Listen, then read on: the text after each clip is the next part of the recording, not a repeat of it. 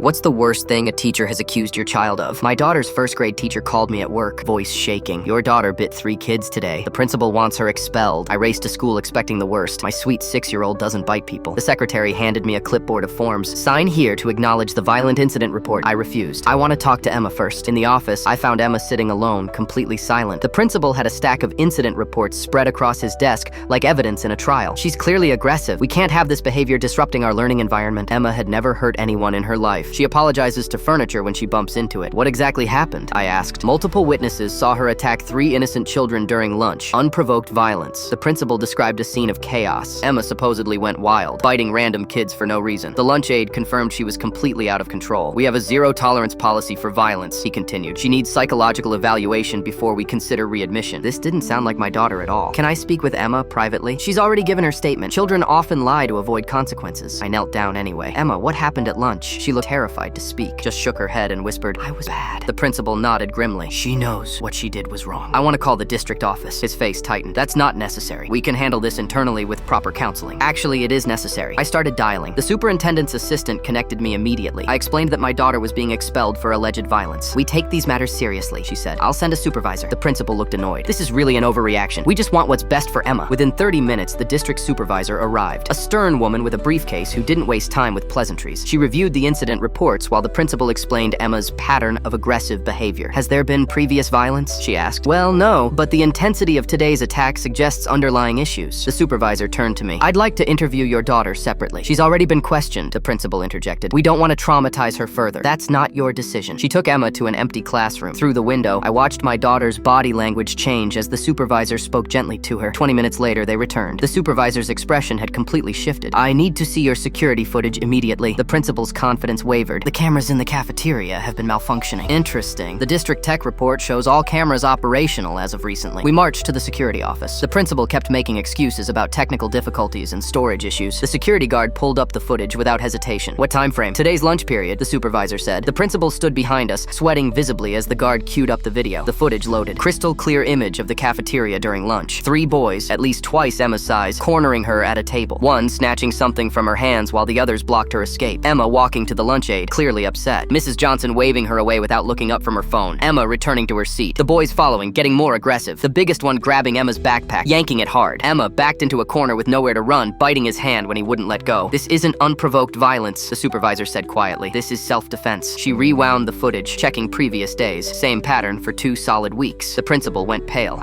The aide told me I was given different information. Mrs. Johnson was terminated within the hour. Those 3 kids got suspended. The lunch aide got fired.